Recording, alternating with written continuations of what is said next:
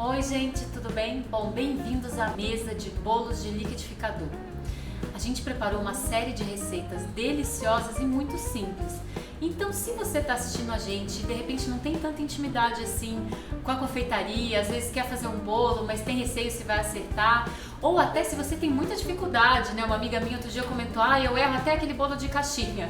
Dessa vez você vai acertar. A gente preparou receitas muito simples, com ingredientes acessíveis, de baixo custo e nada demanda muita técnica de confeitaria.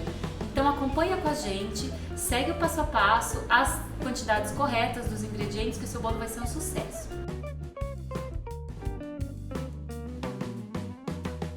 E aqui eu vou mostrar para vocês uma receita de bolo de cenoura que é muito gostoso, muito popular com crianças, e essa tem o diferencial de não usar farinha de trigo. Hoje em dia muitas pessoas tiraram o glúten da alimentação ou porque tem uma certa intolerância ou até mesmo uma alergia mais séria, então eu trouxe uma receita de bolo de cenoura caseiro sem o glúten, sem a farinha de trigo.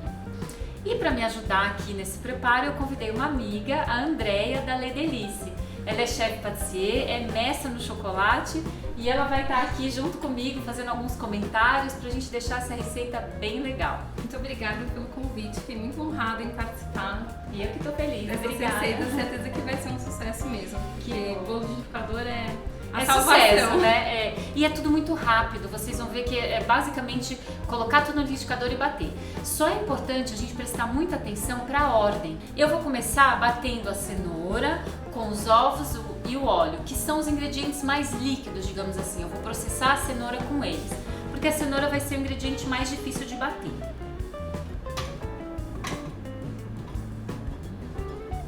Vou colocar o óleo, eu tô usando óleo de girassol, poderia ser óleo de soja ou óleo de milho, ou qualquer óleo que você goste. Se você quiser usar óleo de coco, lembra só que ele tem muito sabor de coco, então aqui eu acho que ele vai brigar um pouquinho com o sabor dos outros ingredientes. E vou começar a bater e depois eu acrescento o restante.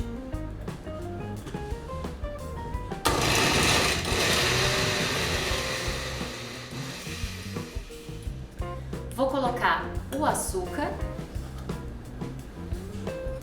Com relação a quanto tempo você acha que é o ideal pra gente bater a cenoura com o óleo? Até ficar uma mistura bem homogênea e você não ver mais pedaços de cenoura grandes na receita, tá bom? Até você ter uma mistura bem homogênea, ele já vai ficar amarelinho, já vai mudar de cor.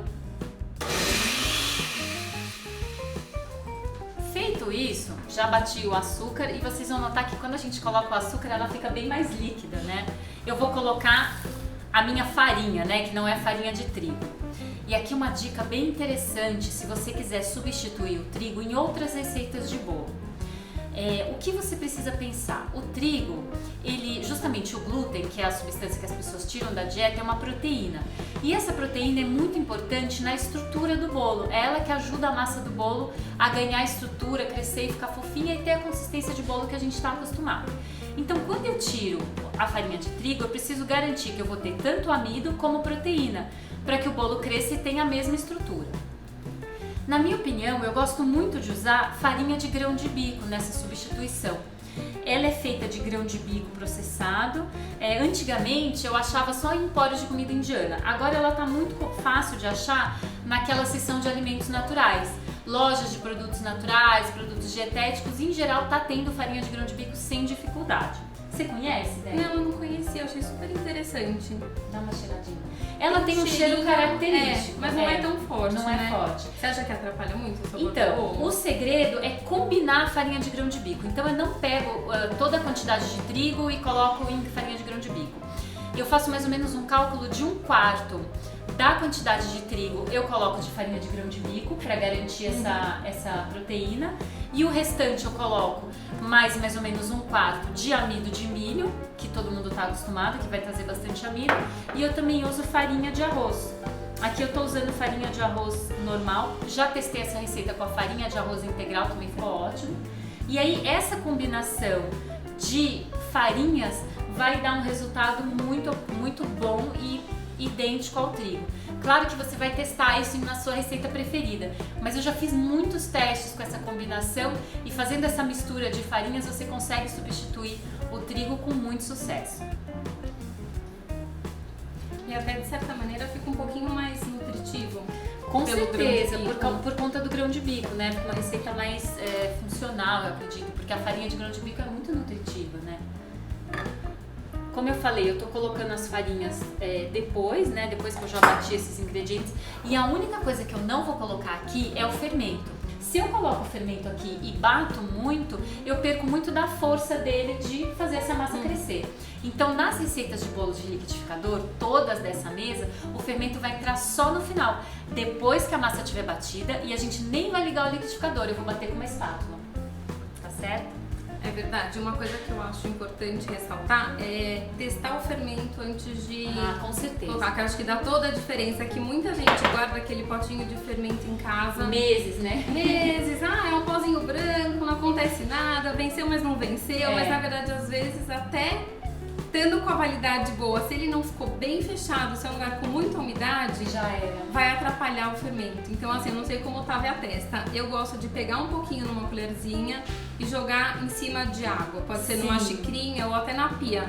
E daí se ele borbulhar é porque ele tá ótimo. Agora se ele cair assim na água Como uma e ficou farinha, parada, pode jogar fora. E agora eu vou colocar a quantidade de fermento da receita e mexer só com uma espátula. Se você se sentir mais à vontade de pegar o conteúdo da sua receita, colocar num bowl para mexer mais tranquilamente, pode também. Eu só tô mostrando o jeito mais prático possível para você nem ter a desculpa que não vai fazer porque vai sujar muita coisa.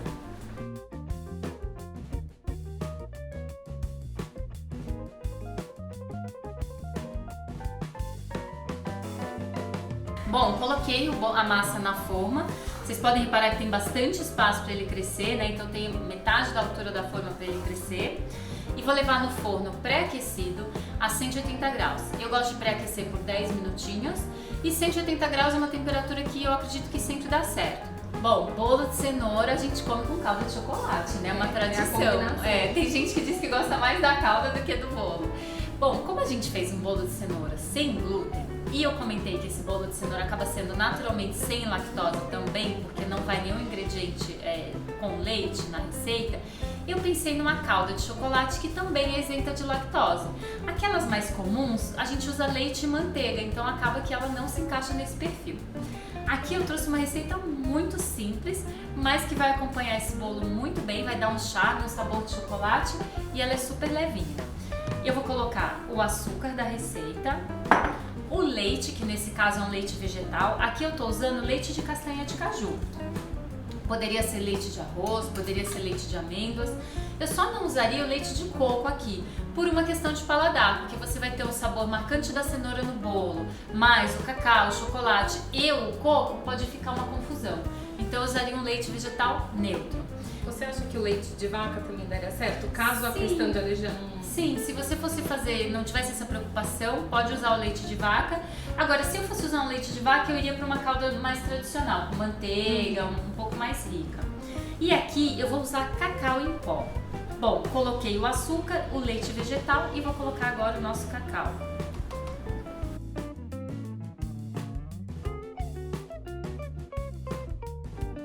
Bom, bolo assado, a gente testou, tirou do forno. O que é importante? Depois que o bolo sai do forno, é legal aguardar 10 minutos antes de desenformar. Se você desenforma o bolo logo depois que ele saiu do forno, ele pode quebrar. E da mesma forma, se você esperar demais, tipo deixar de um dia para o outro, às vezes ele gruda na forma, mesmo tendo usado o desmoldante, e também vai ser difícil desenformar. Aqui eu tenho a nossa super calda de 1 minuto no micro-ondas. Eu gosto de usar ela morninha e eu vou só despejar em cima do bolo e a gente vai degustar.